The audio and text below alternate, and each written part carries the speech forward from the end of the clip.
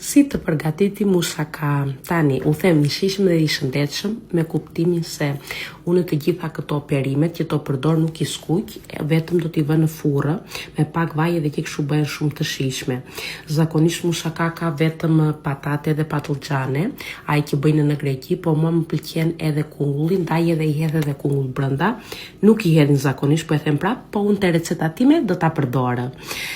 Pasi kam skuqur patlıgjanet edhe kungujt në furrë, në fakt do t'i vë disa nga ato në tepsin e furrës edhe disa nga patate do t'i vë në tepsi të vogla, të cilat i nxë furra dy bashkë, që të piqen të gjitha bashkë, të mos rrit të pres shumë orë, edhe bëhen me një herë. Nga lart siç shikoni u hodha vetëm kripën, mund t'i hidhni edhe piperë, si t'i doni juve, edhe piqen, bëhen shumë të mira, shumë të shëndetshme kuptohet, se nuk kanë vaj fare. Edhe pastaj në pjesën tjetër do t'u tregoj se si përgatita edhe beshamelin edhe si e shtrova musakan.